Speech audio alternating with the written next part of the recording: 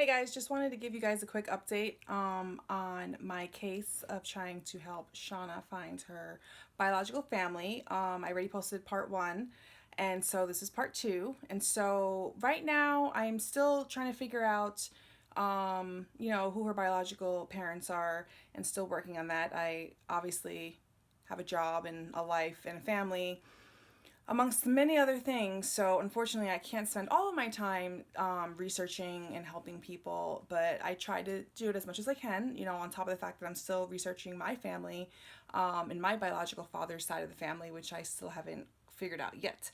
So really quick, so I just wanted to say, been searching, trying to help Shauna. She did have a close family match. The last I left off, we were trying to figure out who that close family match was and like what their relationship was to her.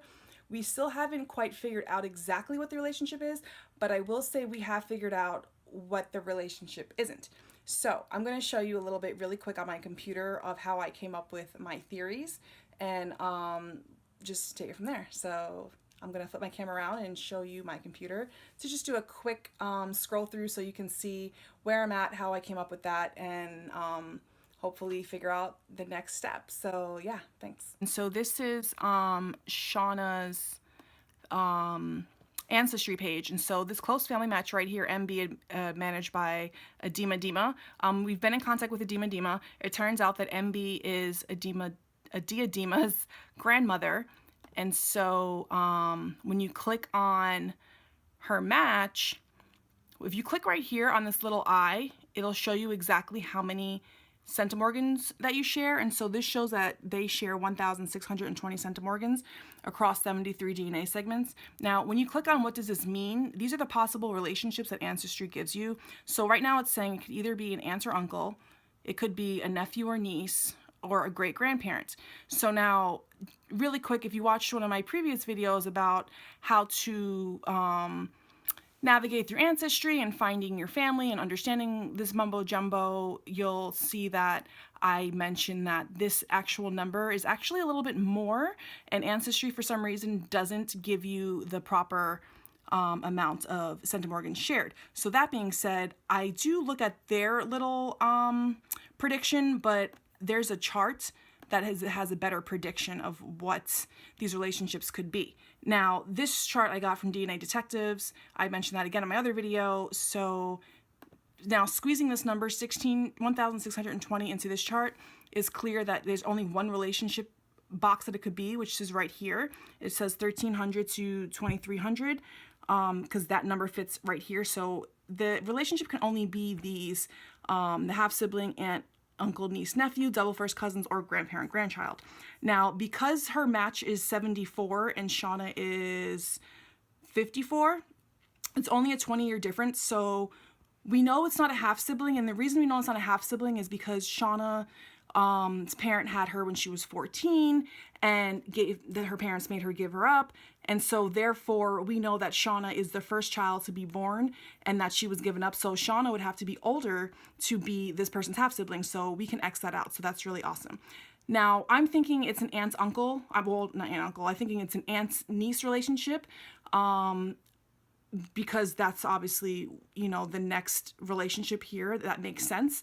Double first cousin, can't really rule that out, but I'm pretty sure that's not what it is, because double first cousins are two sisters that are related and then two brothers that are related from a different family, and the two brothers marry the two sisters, and therefore their children would be double cousins. That never happened in this family, so clearly it wouldn't be a double first cousin. And then the only other option is this grandparent-grandchild possibility. Yes, it's only a 20-year difference, and you're like thinking probably that sounds crazy. Like, how could there be a 20-year difference with grandparents? But believe it or not, there can be, especially because she was born, her mom had her when she was 14. So let me flip this camera back around if I could figure out how to do that. Okay, so I flipped the camera back around. So that being said, the grandparent relationship, it could be. We're kind of skeptical. We don't really think that's the relationship either, but maybe it is. I don't know. So, her mom was 14 when she had her. But the thing that's interesting, if her mom was 14 when she had her, and if she was born, when was she born? She was born in, Shauna was born, I believe, in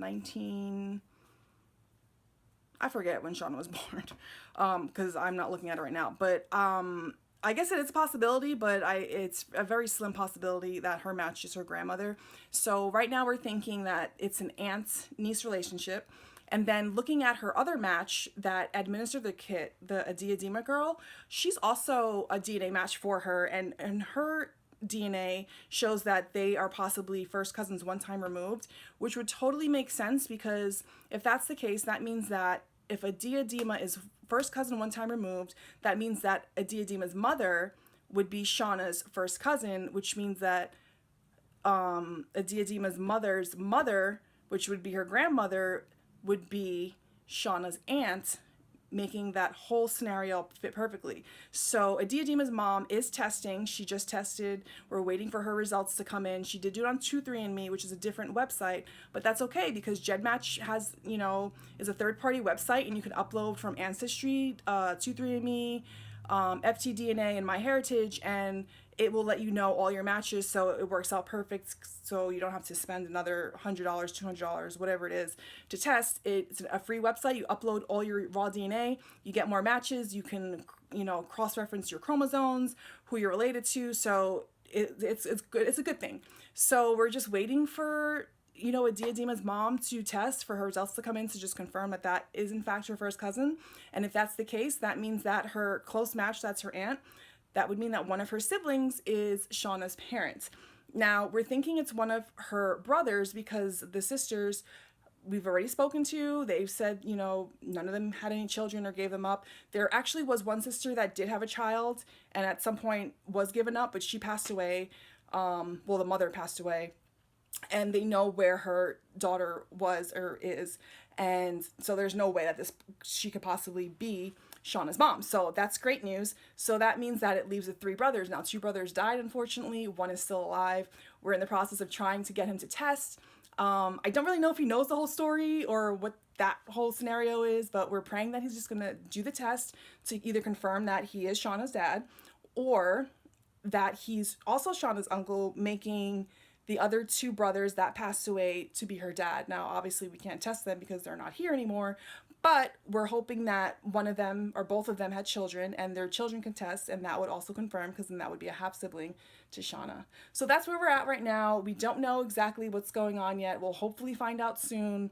In the meantime, now that I kind of feel like I figured that part out, all I can do is wait for the testing to come in. So I think I'm going to try to start focusing now on the other side of the family and pray that I'm correct, that this is her father's side that we've been dealing with right now. Now try to find her mother's side and see what happens. It hasn't been that long. I just started doing this to help Shaunna. We'll see how long it takes in the end for me to find her family, and hopefully it'll be an awesome experience, an awesome reunion for them, and everybody will be happy and excited. So we'll see, and I'll keep you guys posted. So I'll see you guys later.